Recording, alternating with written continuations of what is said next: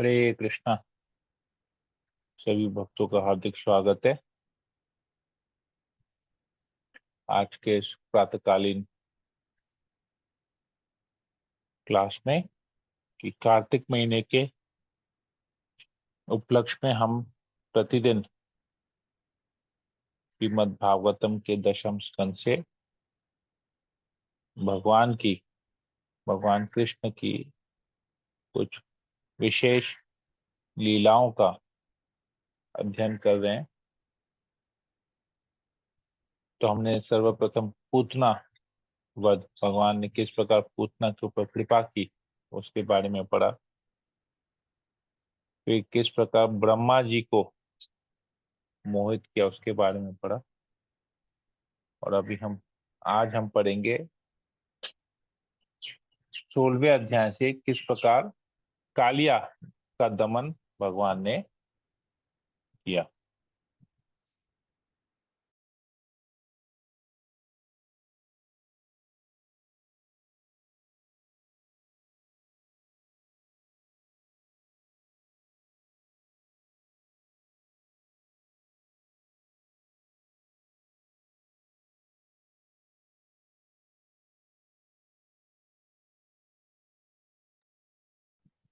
Okay, Kaliya का दमन किया यह आता है 16वें अध्याय में। तो हम पहले मंगलाचरण कर लेते हैं, फिर इस अध्याय का अध्ययन करते हैं। ओम अज्ञानतिमिरान्धस्य ज्ञानाञ्जनशलाकया चक्षुरुन्मिलितं येन तस्मै श्रीगुरुवे नमः। नमो विष्णुपादाय कृष्णप्रेष्ठाय भूतले श्रीमते भक्तिवेदांत स्वामिनिति नामिने।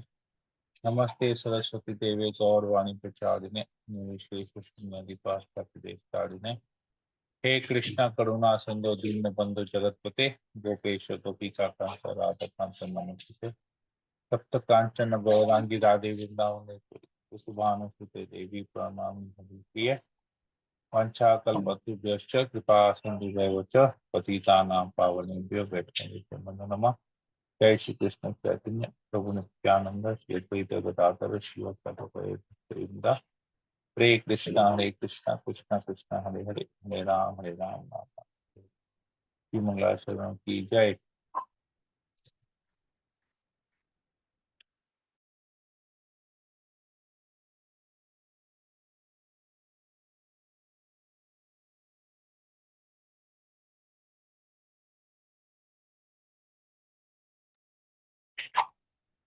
ओम नमो भगवते वासुदेवाय। ओम नमो भगवते वासुदेवाय। ओम नमो भगवते वासुदेवाय। श्रीमद् भागवतम दशम स्कंद अध्याय 16 कालिया दमन लीला, श्लोक नंबर 1।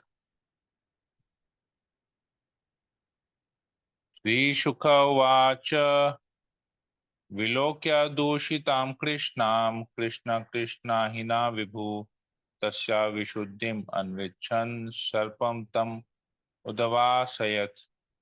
सुखदेव गोस्वामी ने कहा, भगवान कृष्ण ने ये देखकर कि काले सर्प कालिया ने यमुना नदी को दूषित कर रखा है, उसे शुद्ध करने की इच्छा की और इस तरह उन्होंने कालिया को उसमें से निकाल भगाया। अगला श्लोक। श्री राजोवाच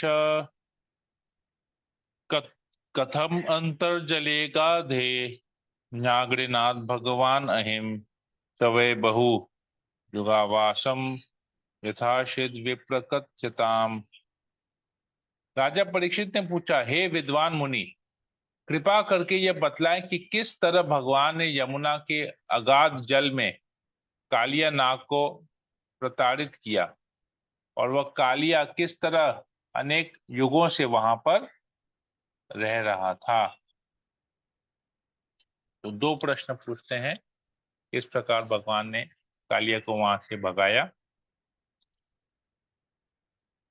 और कालिया वहां पर रहने कैसे आया? फिर पूछते हैं, ब्रह्मन् भगवतस्तस्य भूम्ना स्वच्छन्दवर्तिना गोपालोदार चरितम कस्तृप्त्याम्रम अमृतम जुसन। हे ब्राह्मण, अनंत भगवान अपनी इच्छा अनुसार स्वतंत्र रूप से कर्म करते हैं। उन्होंने वृंदावन में ग्वाल बाल के रूप में जो अमृत तुल्य उदार लीलाएं संपन्न की, भला उन्हें सुनकर कौन तृप्त हो सकता है। तो भगवान की लीलाएं इतनी सुंदर है, अमृत तुल्य है, तो जितना भी पिए उसका कोई लिमिट, जैसे अमृत जितना भी पिए उस लिमिट नहीं रहता, और पीने की इच्छा होती है, वैसे ही भगवान की लीलाएं जो है ये अमृत के समान, हम जितना भी श्रवण करें कभी भी तृप्त नहीं हो सकते, और सुनने की इच्छा होगी। अगला श्लोक। श्री शुक उवाच कालिंद्यां कालियस्यासीत् हृदय कश्चित् विषाग्निना क्षप्यमान पया यस्मिन् पतन्ति उपरि गा खगा। श्री सुखदेव गोस्वामी ने कहा, कालिंदी यमुना नदी के भीतर एक सरोवर कुंड था जिसमें कालिया नाग रह रहा था, जिसके अग्नितुल्य वेश से उसका जल निरंतर उबलता रहता था। इस तरह से उत्पन्न भाप इतनी विषैली होती थी कि दूषित सरोवर के ऊपर से उड़ने वाले पक्षी उसमें गिर पड़ते थे।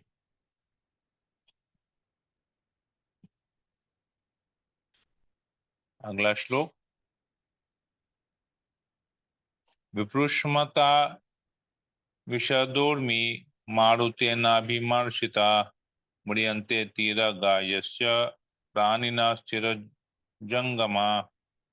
उस घातक सरोवर के ऊपर से बहने वाली हवा जल की बूंदों को तट तक ले जाती थी। उस विषैली वायु के संपर्क में आने से ही तट की सारी वनस्पति तथा जीव जंतु मर जाते थे। अगला श्लोक 6 नंबर। ताम चंडवेग विषवीर्यमवेक्ष तेन दुष्टां नदीं च खलसं यवनावतरा कृष्ण कदम्बम अधिरूह्य ततोतिगुं तुंगम आश आश्वोत्यगाधरसानुन्यपतत् विशोदे। भगवान कृष्ण ने देखा कि कालिया नाग ने किस तरह अपने अत्यंत प्रबल विष से यमुना नदी को दूषित कर रखा था। क्योंकि कृष्ण आध्यात्मिक जगत से ईर्ष्यालु असुरों का दमन करने के लिए ही विशेष रूप से अवतरित हुए थे, इसलिए वे तुरंत एक बहुत ऊंचे कदम वृक्ष की चोटी पर चढ़ गए और उन्होंने युद्ध के लिए अपने को तैयार कर लिया। उन्होंने अपना फेंटा बांधा, बाहुओं में ताल दी और फिर विषैले जल में कूद पड़े। तो कालिया जहां पर रह रहा था वहां पर एक कुंड में रह रहा था, यमुना नदी के पास में कुंड में रह रहा था, और उसके इतना विषैला उसने उस कुंड को कर दिया था कि वो कुंड, उसके जहर इतना पावरफुल था, इतना शक्तिशाली वो जहर था कि उस कुंड का पानी हमेशा जहर की गर्मी से उबलते रहता था, इतना स्ट्रांग था।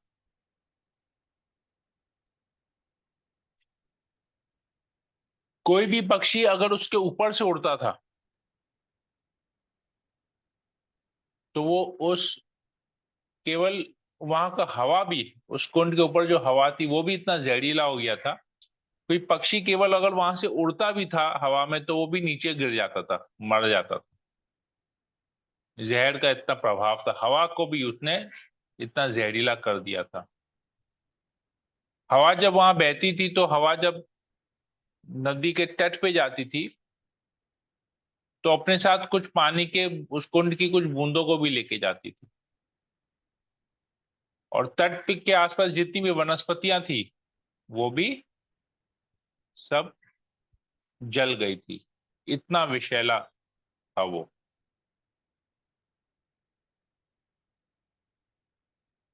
तो कृष्ण ने ये देखा और वो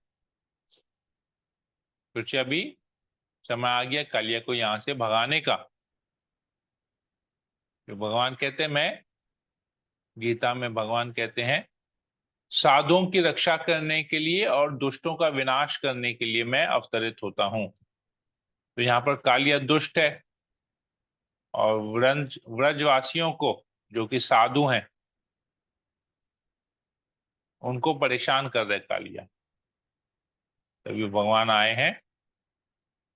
इसी इच्छा से भगवान विशेष रूप से यहाँ प्रकट होते हैं, धरती पे आते हैं, धरातल पे आते हैं। अभी अपने भक्तों का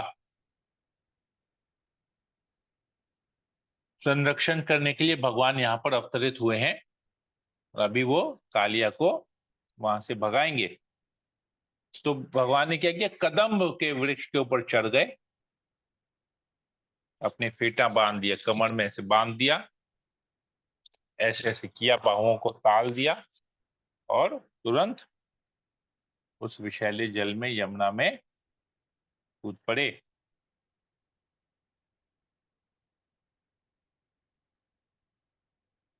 अगला श्लोक।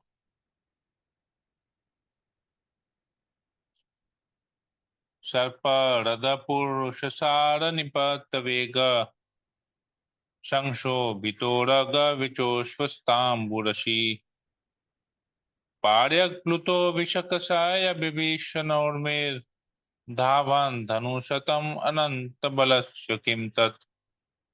भगवान जब सर्प के सरोवर में कूदे तो सारे सर्प उत्तेजित हो उठे और तेजी से सांस लेने लगे, जिसके कारण विष की मात्रा से जल और भी दूषित हो गया। भगवान के प्रविष्ट होने के वेग से सरोवर चारों ओर उमड़ने लगा और भयंकर विषैली लहरों ने 100 धनुष दूरी तक की सारी भूमि को आप्लावित कर दिया। किंतु अनंत शक्ति रखने वाले भगवान के लिए तनिक भी विस्मयजनक नहीं है। तो भगवान कूदे, जैसे ही उस नदी में कूदे, इतना जोर का भगवान ने उसमें छलांग लगाई कि जब भगवान उस जल में एंटर किए तो वो सारा जगह जो सरोवर जो है उत्तेजित हो गया और भगवान सांस लेने लगे जोर से। और वो क्योंकि उत्तेजित हो गया तो वहां पर और ज्यादा विषैला हो गया, वो जल और ज्यादा दूषित हो गया।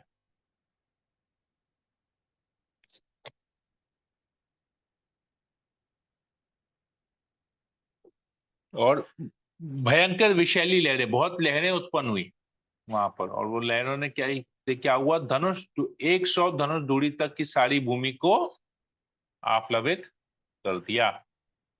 तो भगवान पर इसका कोई प्रभाव नहीं पड़ा, वो तनिक भी विस्मयजनक नहीं थे। अगला श्लोक।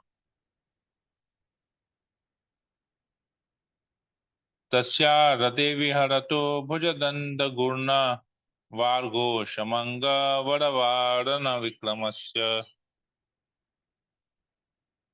आश्रुत्य तत्स्वसदानभीत भवम निरीक्ष्य चक्षुस्तव समर्षतद अमृतस्यामना।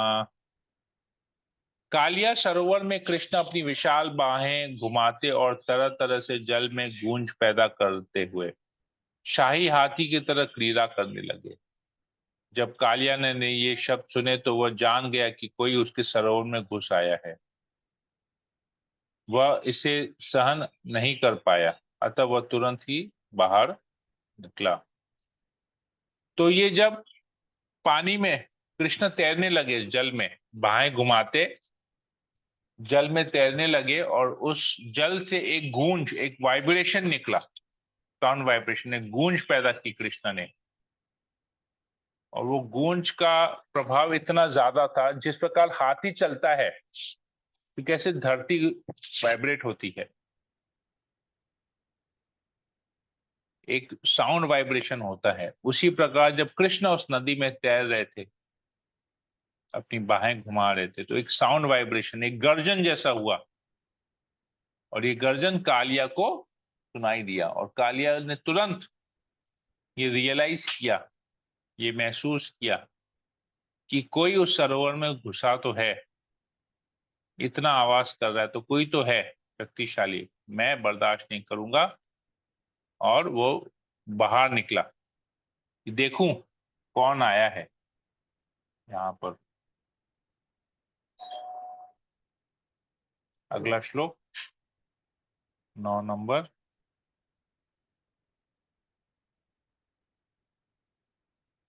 तां प्रेक्षणीय सुकुमार गणावदताम श्रीवत्स पीत वशनम स्मित सुंदराश्यम कृदंतम अप्रतिभयम कमलदोरंग्रिम संदस्य मर्मसूरुषा भुजया चचाद।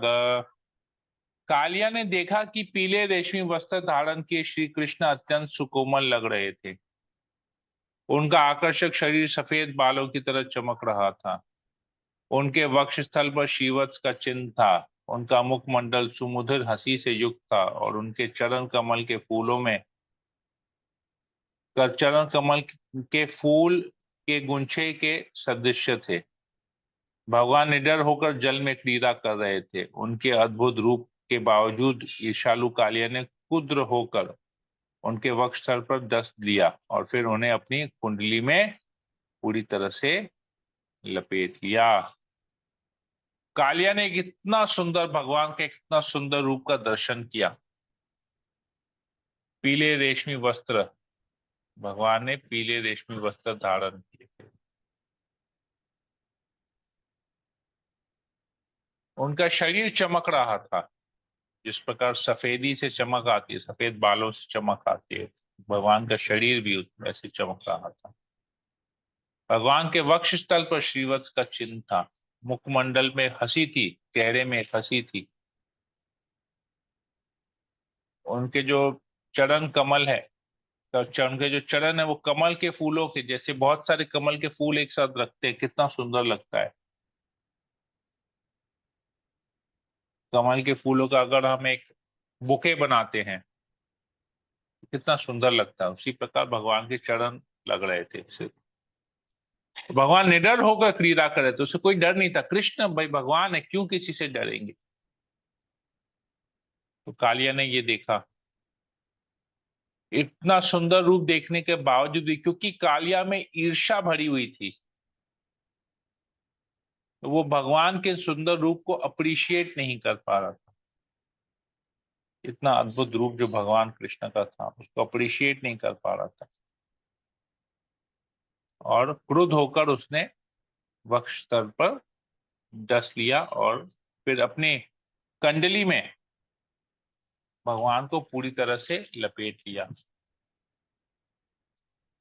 तो ये कुछ कालिया का जो ईर्ष्या स्वभाव जो है, ईर्ष्यालु है, ईर्ष्या से उस जहर निकालता है, सर्प है। तो ये सर्प का स्वभाव ना कुछ हम में भी कभी कभी ऐसा आता है।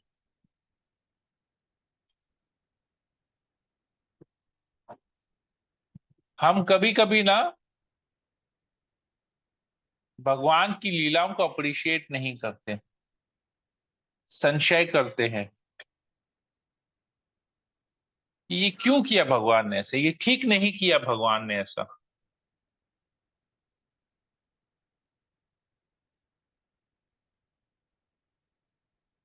कभी कभी कुछ लोग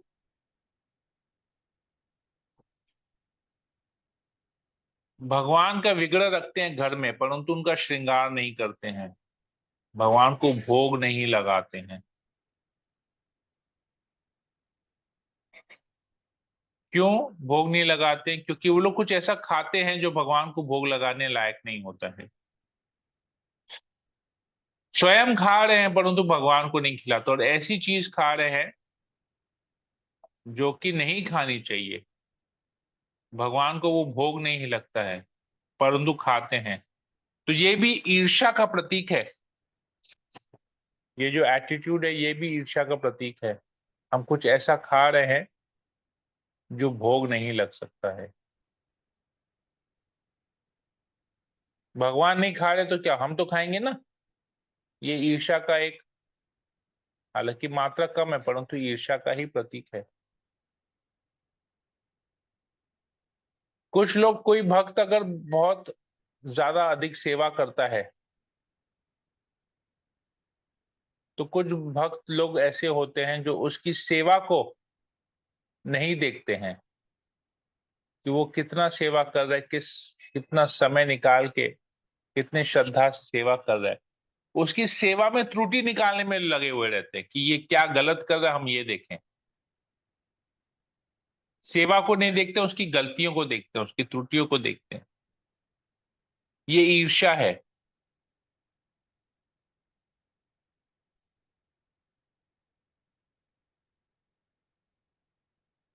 उसे क्रिटिसाइज, उसकी निंदा करने के लिए कोई भी मौका नहीं छोड़ते।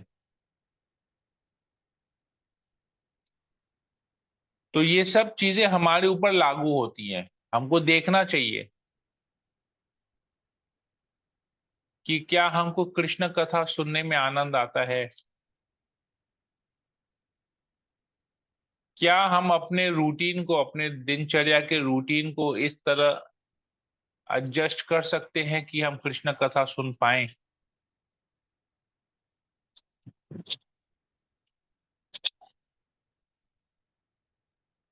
क्या हम कुछ ऐसा कार्य कर रहे हैं जिससे दूसरे भक्तों को तकलीफ पहुंच रही है? क्या हम ऐसे कार्य कर रहे हैं जो कि भक्ति के विपरीत है? क्या हम कुछ ऐसा खा रहे हैं या कुछ ऐसा पी रहे हैं जो भगवान को भोग नहीं लग सकता है? ये सब आत्मनिरीक्षण है, सेल्फ एनालिसिस है।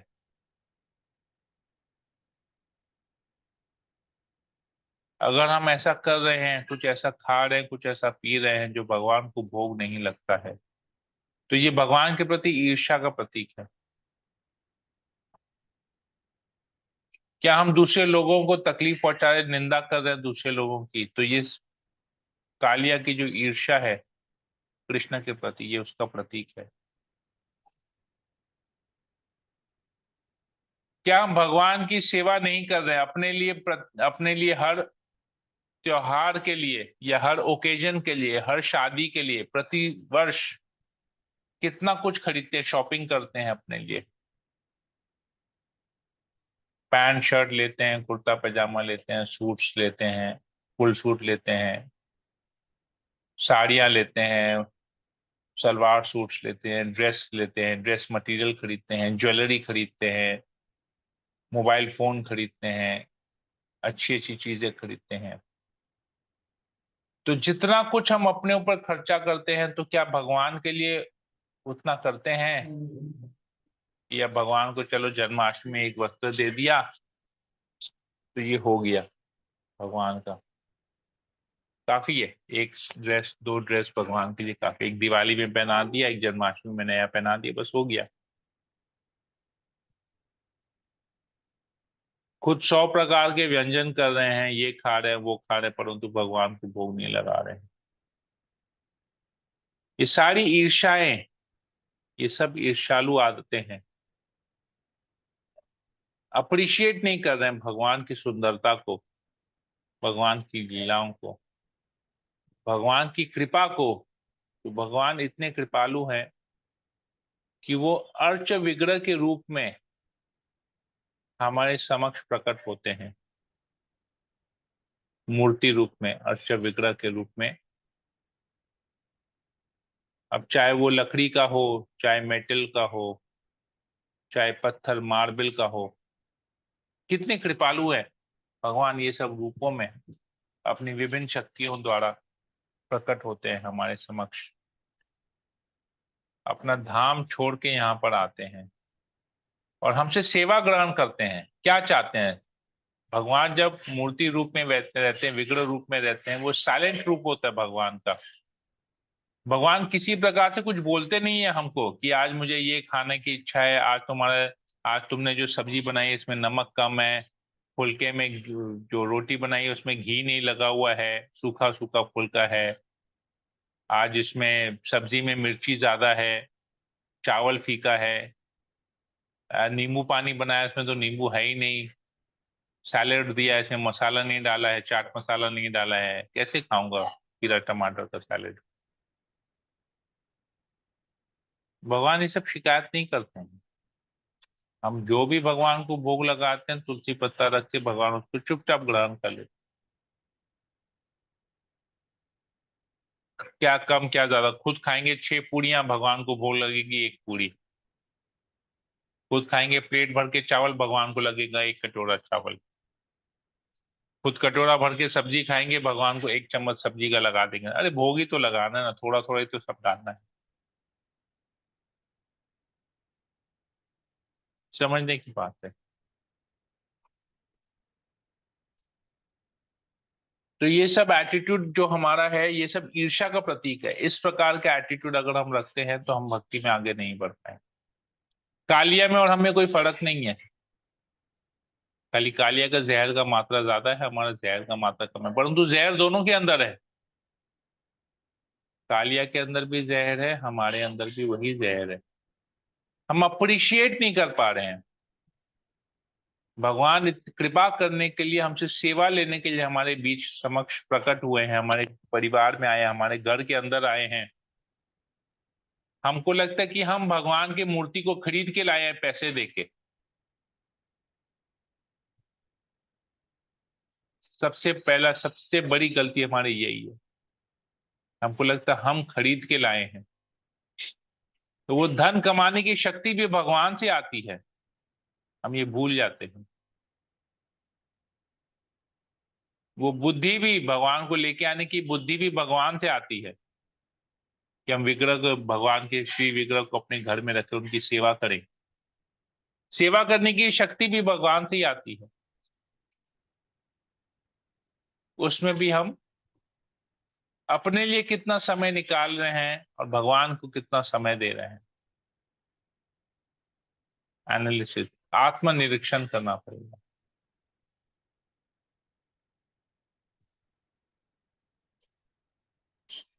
चुपचाप भगवान सब कुछ ग्रहण करते हैं, उफ तक नहीं बोलते।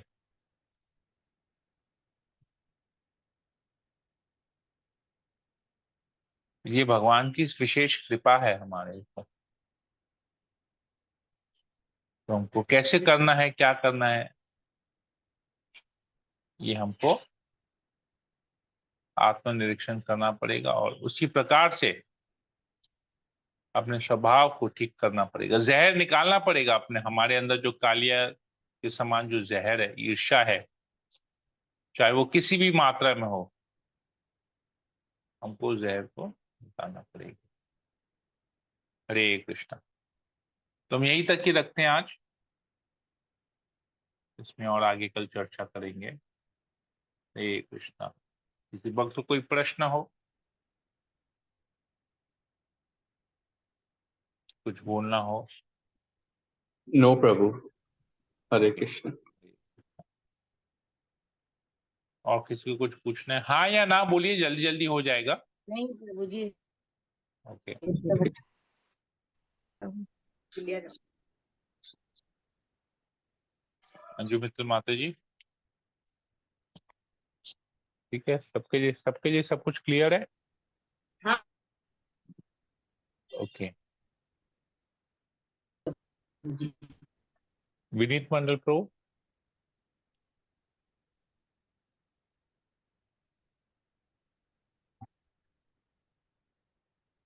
क्लियर है प्रभु जी।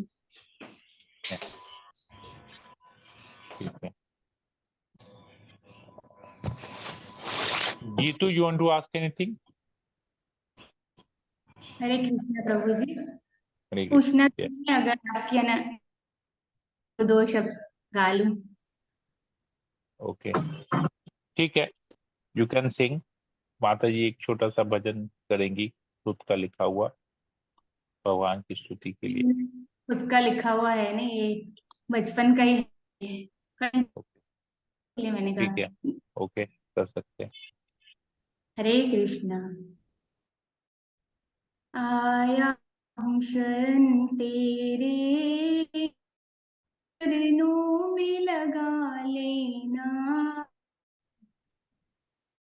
फिर में मेरे कान्हा ज्योत देना, आया शरण तेरे चरणों में लगा लेना, मन मंदिर मेरे कान्हा लगा देना, तन नगरी अंत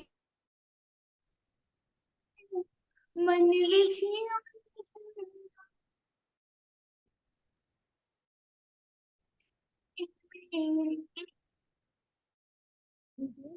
जगा देना, मैं भटका हूँ तेरे प्रेम,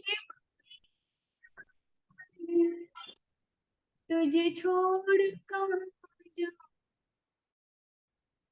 इतना तो बता देना, शरण लगा ले जो दिखा दी जो,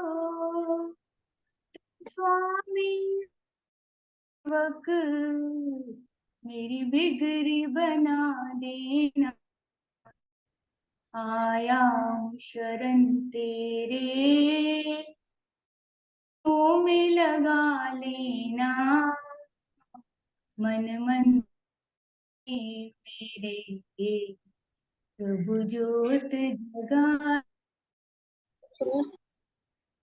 हरे कृष्णा। हरे कृष्णा। हरि बोल, बहुत अच्छा गाया माता जी। ओके, आवाज कट के आ रहा था माता जी। बंद करके आ रही चलो ठीक है। Thank you very much Geetu भजन के लिए। तो नेक्स्ट टाइम से क्या करना, जब भी भजन करो ना, एक बार उसका ग्रुप में उसका उसके जो लिरिक्स है उसको डाल देना, तो क्या सब लोग उसको समझ पाएंगे, अच्छी तरह से फॉलो कर पाएंगे, तो ठीक पक्का रहेगा फिर। थोड़ा ठीक है, सफाई थोड़ा क्या ना ये सब पक्का। ओके ठीक है। और किसी को कुछ पूछना है, कुछ बोलना है? नहीं तो फिर हम सेशन को यहीं पर एंड करते हैं। सभी भक्तों का बहुत बहुत धन्यवाद। हम लोग कल फिर आगे, कल सुबह फिर मिलेंगे इसी समय, और इस कालिया दमन लीला को और आगे हम इसका अध्ययन करेंगे। हरे कृष्णा कृष्ण कृष्ण हरे हरे, हरे हरे राम राम हरे राम राम हरे। राम राम वंशा कल्पतरुभ्यश्च कृपा सिन्धुभैव च पतितानां पावनेभ्यो वैष्णवेभ्यो नमो नमः। नमो नमः संवेद भक्त वृंद की जय। की जगत जय गुरु शिल प्रभुपाद प्रभुपाद की की जय। जय ग्रंथराज श्रीमद् भागवतम की जय। की जय दामोदर मास की जय। की हरे जय। कृष्णा। हरे कृष्णा। प्रभु जी दंडवत प्रणाम।